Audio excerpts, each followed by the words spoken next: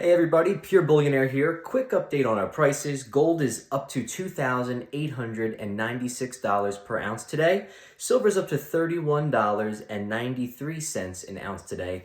And the S&P 500 is down to $5,929 a share today.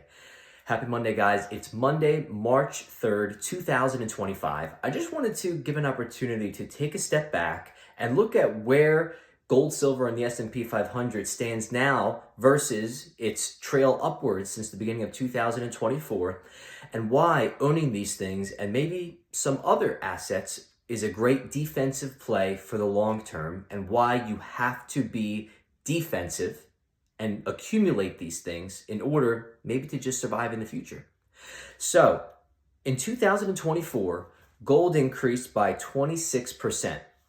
Silver increased by 36%, and the S&P 500 increased by 25%. Now, I'm not here to make a prediction on what 2025 is going to look like. People keep saying that we're due for a dip. Yes, rich people are selling their stocks, their equities, but yet countries are accumulating gold at a rate that has never been seen before. So let's just break it down here. It doesn't matter when you buy in. Let's say gold, silver, S&P 500. Let's even go into real estate, or even 1 to 5% of your portfolio if it happens to be in cryptocurrency. Because the thing is that these and owning these things is a defensive play in the long term, because the offensive move against you and your wallet is obviously inflation. Over half of the United States dollars that have been printed in the history of the country have been printed after 2020, since the beginning of COVID.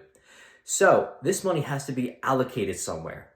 Salaries are going to go up. That means the cost of providing goods and services is going to go up. So that means that going to the grocery store or doing fun things with your family, the cost is only going to get more and more expensive over time.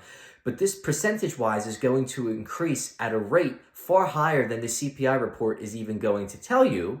And it's more importantly going to increase much faster than your salary increases. So you need to own things. You need to own things that are going to keep up with the rate of inflation that we're going to see in the future, because the United States debt has surpassed $35 trillion. And without a solid plan or without enough action, it's only going to get worse, and no one's going to come save us. So here's what we can do.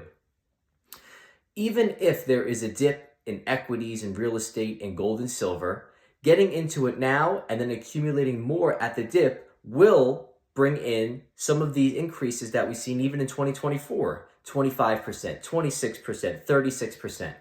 That could take 5 years, 10 years to accumulate, or maybe even it might happen in 1 year. People predicted that we'd have a stock market crash in 2023. We didn't see it. We had incredible gains. 2024, we didn't see it. We had incredible gains. And we don't know what 2025 is going to bring. But owning things and watching those things grow in value over the next 5, 10, 20, and 30 years is your best defensive play against inflation.